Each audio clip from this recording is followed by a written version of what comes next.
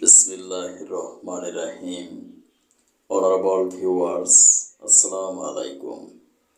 বিশ্বের যে প্রান্ত থেকে আমার আজকের স্বাস্থ্য সংবাদ অনুষ্ঠানটি দেখছেন, ডিজিটাল বায়োকেমিক মেডিকেল সায়েন্স হসপিটালের পক্ষ থেকে ডক্টরস টক টিভি 100K চ্যানেলের সকল দর্শক শ্রোতাদেরকে জানাচ্ছি আন্তরিক অভিনন্দন। আজকের স্বাস্থ্য সংবাদ পাঠ করছি আমি ডাক্তার কাজী দিলওয়ার হোসেন। আজকের আলোচ্য বিষয় জন্ডিস রোগটি সম্পর্কে। সম্মানিত দর্শক শ্রোতা, জন্ডিস রোগটির অপর নাম নেভা।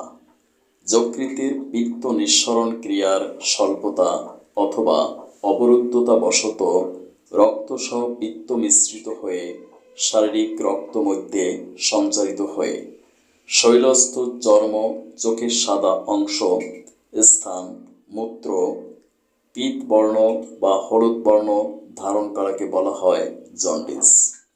জন্ডিস নিজে কোনো রোগ নয়, যকৃতে নানান প্রকার রোগের উপসর্গ মাত্র। লিভারস্থ পিত্তস্থলী গলব্লাডার হতে নিঃসৃত পিত্ত কোনো কারণে যথারীতি বের হয়ে অন্ত্রে প্রবেশ করতে না পেরে যখন রক্তে মিশ্রিত হয়, তখন চোখ, মুখ, হাত, পা সব হলুদ বর্ণ ধারণ করে। প্রত্যেকটি রোগ সৃষ্টির জন্য অবশ্যই এক্সাক্ট এটিওলজি বা নির্দিষ্ট কারণ রয়েছে। জন্ডিস রোগটির ক্ষেত্রেও বিশেষ কিছু কারণ রয়েছে। অন্যতম কারণগুলো হলো রক্তের লোহিত কণিকাগুলো আরবিসি ধ্বংস হওয়া, হেপাটাইটিস ভাইরাসে আক্রান্ত হওয়া, লিভারের উপর থেকে অন্ত্রের মধ্যে প্রবাহিত হবার যে পিত্ত পথ বা ভাইল ডাক্ট থাকে, সেই ভাইল ডাক্টের কোনো অংশে বা কোনো স্থানে অবরোধ হলে, ম্যালেরিয়া, কালাজ্বর, সর্পদংশন ইত্যাদি কারণে হেমালাইটিক জন্ডিস হতে পারে। গলস্টোন বা পিত্তকোষে পাথর জমলে তার ফলে পিত্ত নিঃসরণে বাধা পায় এবং জন্ডিস হতে পারে। রক্ত দূষণ জনিত কারণেও জন্ডিস হতে পারে। হেমোলাইটিক জন্ডিস হতে পারে বিষাক্ত ও সংক্রামক জীবাণুঘটিত কারণেও।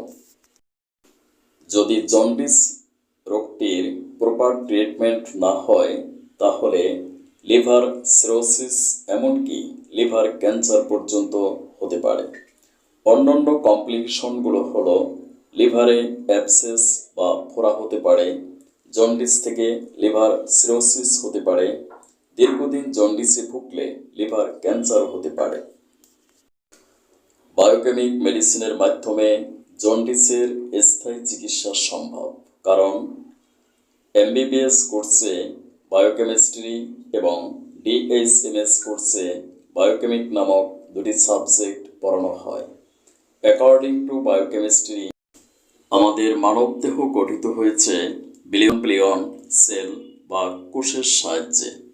এই কোষের অভ্যন্তরে রয়েছে cytoplasm, chromosome, mitochondria, DNA, RNA, nucleus, Golgi body নামক ক্ষুদ্র ক্ষুদ্র মাইক্রো অর্গান বা পার্টিকেলস। এই পার্টিকেলসগুলোকে অ্যালাইভ বা সজীব রাখে some essential vitamins, minerals and biochemic salts. বিশেষ করে যদি বায়োকেমিক সল্টের ডেফিসিয়েন্সি বা অভাব ঘটে, তাহলে কোষগুলো ড্যামেজ হয়ে যায়। ফলশ্রুতিতে আমাদের মেটাবলিজমিক প্রক্রিয়ার ব্যাঘাত ঘটে এবং আমরা ক্যান্সার, ডায়াবেটিস ও হৃদরোগে আক্রান্ত হই। যদি সূক্ষ্ম মাত্রায় বায়োকেমিক মেডিসিন, ক্যালিমিওর, নেট্রামিওর, নেট্রাম সাল্ট মেডিসিনগুলো প্রয়োগ করি, তাহলে আমরা জন্ডিস থেকে স্থায়ী মুক্তি লাভ করতে পারবো ইনশাআল্লাহ।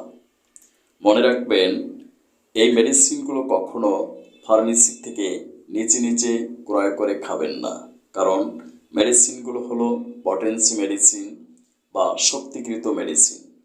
শক্তি জাস্ট না হলে মেডিসিনে আশানুরূপ ফল পাবেন না।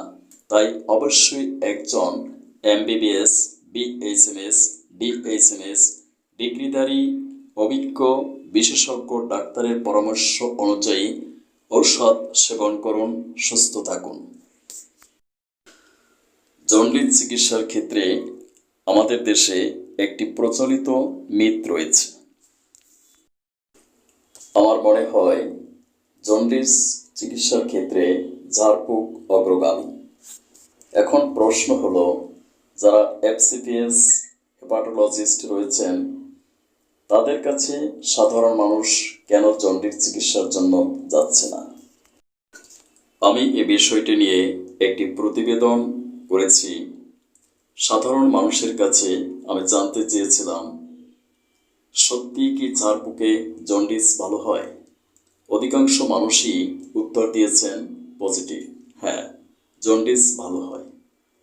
এখন প্রশ্ন হলো, মেডিকেল সায়েন্স এটা কি প্রমাণ করতে পেরেছে যে ঝাড়ফুঁকে জন্ডিস ভালো হয়? অবশ্যই না। তাহলে প্রশ্ন হলো, কেন ঝাড়ফুঁকে জন্ডিস ভালো হয়? যদি ঝাড়ফুঁকে জন্ডিস ভালোই হয় তাহলে আমার মনে হয় মেন্টাল স্যাটিসফাই। স্থায়ী চিকিৎসার জন্য যোগাযোগ করুন আমার প্রতিষ্ঠিত প্রতিষ্ঠান digital biochemic medical science hospital অথবা আমার chamber Lalbagh diagnostic centre 195/1/1 JN Shah road, Amligola, Lalbagh, Dhaka.